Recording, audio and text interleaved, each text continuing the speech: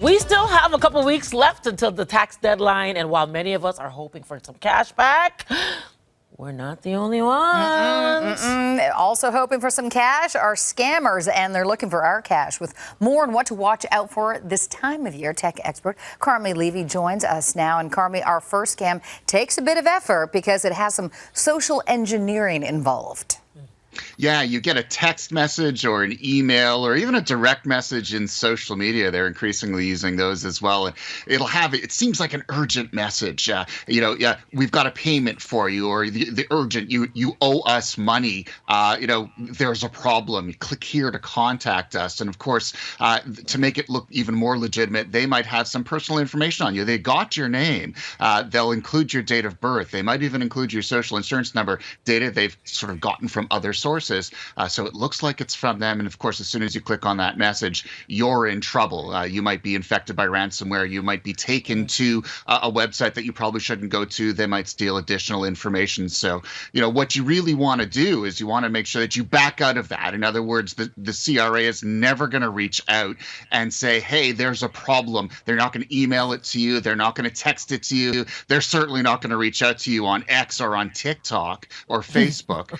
And so what you want to do is just back away from the precipice and contact them directly. They will not use these methods to reach out to you. Not at tax time, not anytime.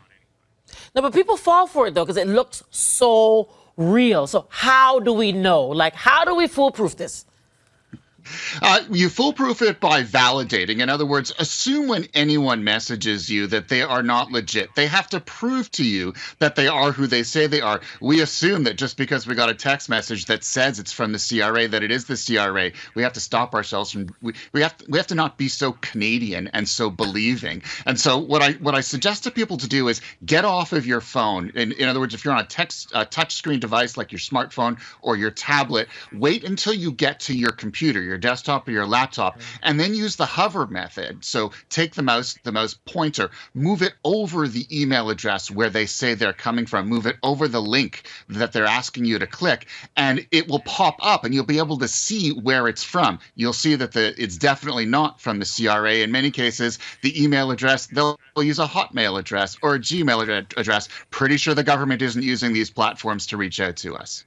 Yeah, for sure. All right. Your next scam has been around for a while, and quite frankly, a lot of people are sick of this.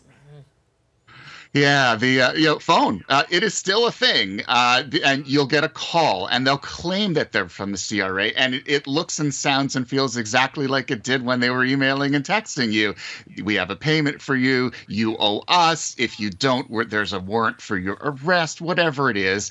And then they give you instructions on, here, just, we're going to sign in for you. Why don't you just give us your username and your password, and we'll fix this for you. Of course, once you do that, you are now in trouble. So again, just because someone calls you and you look at the call display, and in many cases, they will actually spoof the call display. It'll say CRA or some variation, but of course it isn't them. That is not a legitimate number. And so the guidance when this happens is never respond to anyone who just spontaneously reaches out to you on the phone, and assume that they're not legitimate.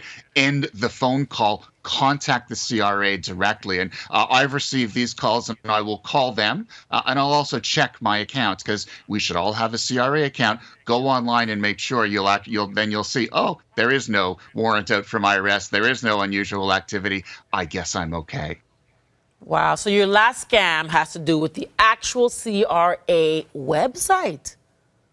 Yeah, this one's a little bit harder because you don't get a call, you don't get an email. What you might get is a notification saying, someone tried to change your password on your CRA accounts, or someone tried to change the phone number that is attached to your CRA account. And we get these all the time, so we just kind of ignore it. But what they're doing is they're going online, they're going to your social media accounts, they're tracking your feeds, they're harvesting information, personal information that you have shared there, and they're using it to try to pretend to be you. Then they will try to sign into your CRA account as you, and they'll try to file a return under your name, and then collect whatever refund they get also in your name. So if you see strange activity on your account, don't ignore it. Again, check with the CRA, go to the website, make sure that everything is okay with your account, that the settings are as they were the last time you used it.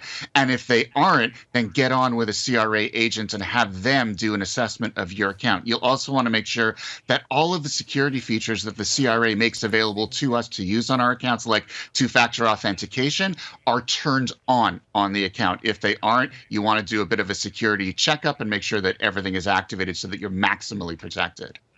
All right. Great advice as always. Thank you, Carmi. Thank you. Thanks, guys. Great being here.